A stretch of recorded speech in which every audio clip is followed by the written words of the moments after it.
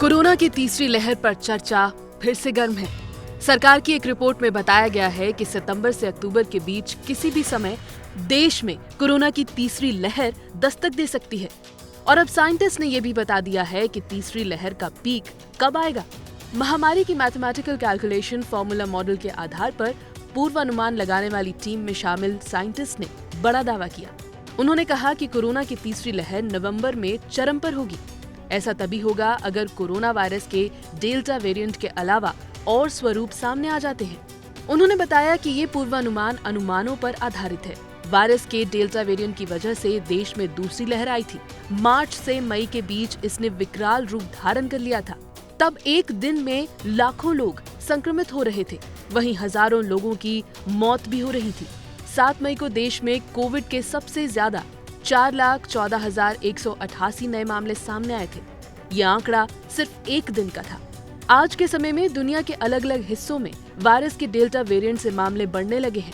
इसके पहले राष्ट्रीय आपदा प्रबंधन संस्थान NIDM ने तीसरी लहर की चेतावनी दी। अपनी रिपोर्ट में उसने सितंबर से अक्टूबर तक कभी भी कोरोना की तीसरी लहर आने की आशंका जताई। NIDM ने रिपोर्ट भी सौंपी जिसमें ये लिखा गया कि बच्चों के लिए खास तैयारी करनी होगी। पैनल ने प्रधानमंत्री कार्यालय को रिपोर्ट सौंप दी है। रिपोर्ट में रॉयटर्स का एक ओपिनियन पोल सर्वे भी है।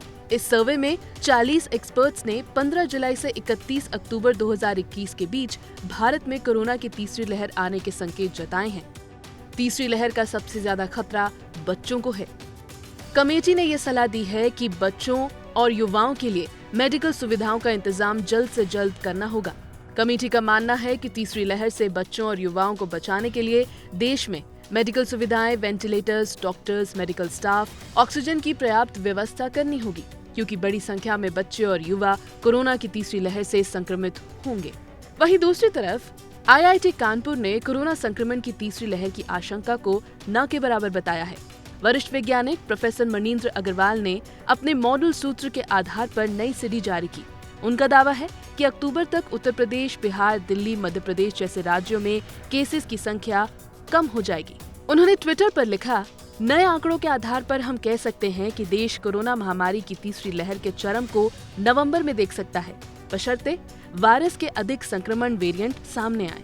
उस स्थिति में हम रोजाना 1.5 लाख तक के नए मामले देख सकते हैं।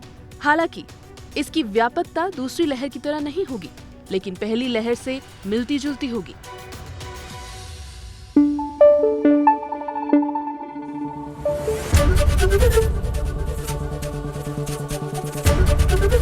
ABP न्यूज आपको रखे आगे।